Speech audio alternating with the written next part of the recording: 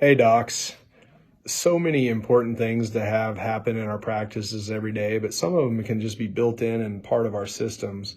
So the second and third most critical, unbelievably important factors in making a practice happen and making it grow and move forward, in addition to a morning huddle, is the way we do our weekly schedule meetings and the way we do our monthly or bi-weekly team meetings and training sessions.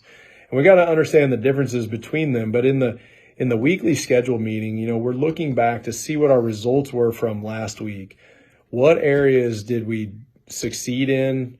What areas did we miss out on? And more importantly, who do we need to follow up with? What lab cases need to be back in? Things of that nature. We look back a week and just make sure everything is buttoned up from last week and that we learned what we needed to learn. So it's not to focus on just the bad things. It's to say, what did we do well? And more importantly, what did we learn from that? And if we learned something, then what are we going to do about it this week? So what are we going to do about it? Maybe it's follow-ups. Maybe it's we're going to restructure where, last week we ran into some bottlenecks trying to squeeze treatment in or whatever, not understanding how things need to be scheduled. So this week we're going to adjust by looking ahead. How is the schedule looking right now? Where can we alleviate bottlenecks preemptively rather than reactively? Where can we make sure that we're prepared?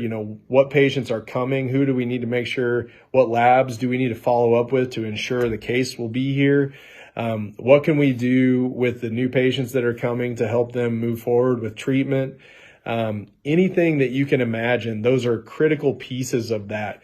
And so the right kind of meetings, are mission critical. So we look at that as like the rear view looking back and the windshield looking forward. So it's like that weekly rear view windshield type meeting. And then the third thing that we do is have a meeting every month, or ideally if a younger practice, even weekly or bi-weekly, where we work hard on one skill. That means we practice it. We understand what's the ideal skill that we want to learn. And then we do skills practice as a team. Some people call that role playing. We're going to each pick a part of that and we're going to play it out. So we practice and get ourselves prepared to go on stage.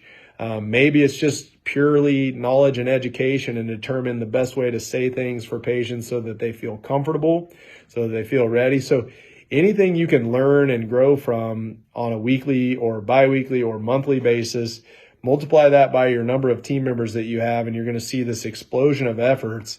It isn't that all the results are going to happen, day one. It's that they're going to happen over time, and it slowly but surely helps you build this groundswell of amazing results that over the course of 3 months, 6 months, 9 months, 12 months, whatever, you see these dramatic results changes because your team is building together. So you got to spend time sharpening the saw, and that's what these meetings are for. Morning meeting, weekly meeting, and then training. Okay, all of those things are part of sharpening the saw, making your strategy more clean and clear and better. And if you do that and just make that a habit, it is a lead measure for success.